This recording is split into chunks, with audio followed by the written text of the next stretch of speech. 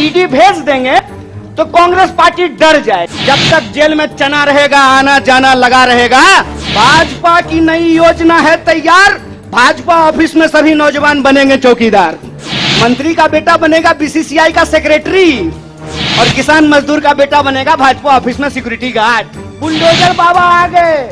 नहाया हुआ शरीर और खाया हुआ शरीर नहीं छुपता है।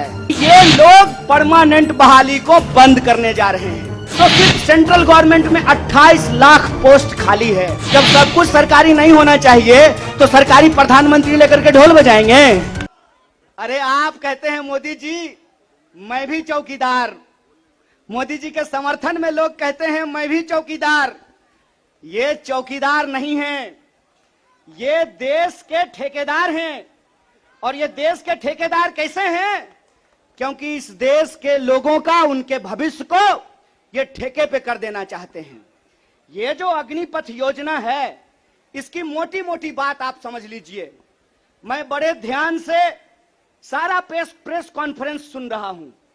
प्रेस कॉन्फ्रेंस में सरकार जिलेबी की तरह गोल गोल कर रही है, हर चीज को सब कुछ बोल रही है, सब फायदा गिना रही है।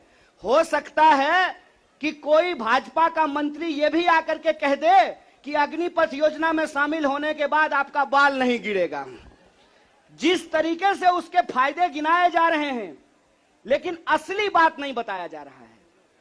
एक सिंपल सवाल है, सरकार को इस बात का जवाब देश के नौजवानों को देना चाहिए। क्या सिंपल सवाल है कि जो भर्तियां हो रही थी वो भर्ती होगी कि नहीं होगी? सवाल नंबर 1 सिंपल बात है। पहले आर्मी में हर साल 75,000 कम से कम लोग बहाल होते थे। बाद में बीजेपी ने इसको घटा करके 50,000 कर दिया और पिछले 2 साल में, अब तीसरा साल है, 50,000 लोगों को भी भर्ती नहीं की गई। बहाना क्या दिया गया? बहाना दिया गया कि कोरोना था इसीलिए भर्ती नहीं किए। हाय मोदी जी, कोरोना था तो चुनाव लड़ लिए, बंगाल में जाकर के दीदी ओ दीदी कर लिए, सब जगह चुनाव हो गया, उत्तर प्रदेश का चुनाव हो गया, बुलडोजर बाबा आ गए, लेकिन आर्मी की भर्ती नहीं हुई। यह बेईमानी है कि नहीं है? रोजगार देने में कोरोना है और चुनाव लड़ने में कोरोना नहीं है। और अगर आप बैकलॉग को देखेंगे, 50,000 को अगर मान लें तब भी 1.5 लाख बहाली होनी चाहिए थी। 1.5 लाख ये बहाली नहीं कर रहे हैं।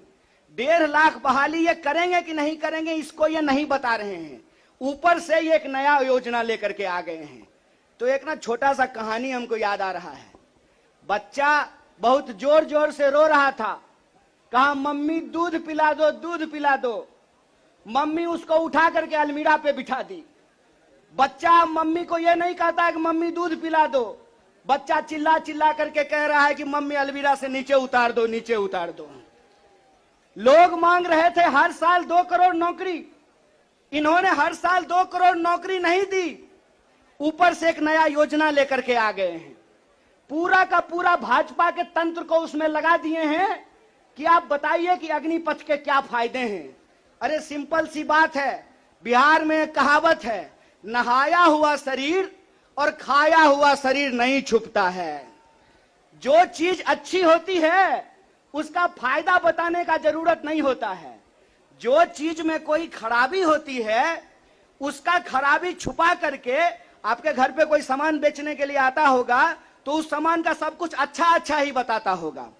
आप ट्रेन में जब जाते होंगे, बस में जाते होंगे, तो जब जूसर बेचने वाला आता है तो एक संतरा से आपको 1 गिलास जूस निकाल करके दिखाता है, और वही जूसर जब आप घर पे लेकर के जाइएगा तो आधा गिलास जूस भी आपको आपके घर में नहीं निकलेगा।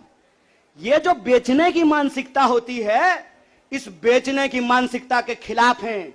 ये सत्याग्रह 2 लोगों के बीच में है। जावेद अख्तर ने लिखा है, इस एक हमारी एक और उनकी मुल्क में है आवाजें दो आवाज है।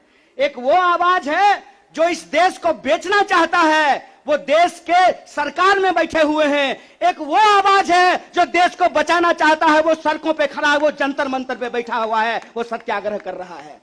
और ये सत्याग्रह हम इसलिए कर रहे हैं कि सरकार के झूठ को हम समझ रहे हैं। झूठ क्या है? जो देखो झूठ है कि ये लोग परमानेंट बहाली को बंद करने जा रहे हैं। परमानेंट बहालियां नहीं होगी। अगर ये परमानेंट बहाली करना चाहते हैं तो सिर्फ सेंट्रल गवर्नमेंट में 28 लाख पोस्ट खाली है।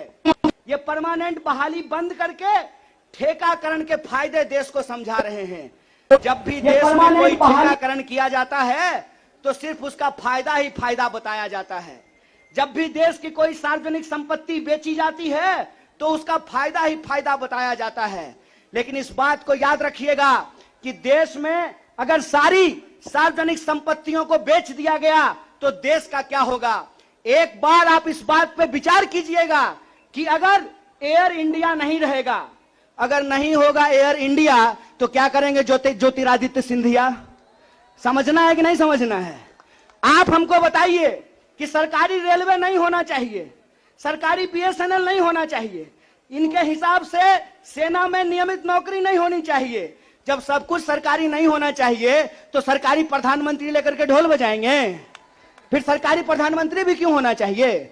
सरकारी संसद भी क्यों होना चाहिए? देश का मतलब होता है देश की राष्ट्रीय संपत्ति, देश का मतलब होता है देश की राष्ट्रीय सेना, देश का मतलब होता है देश के लोगों का सम्मान।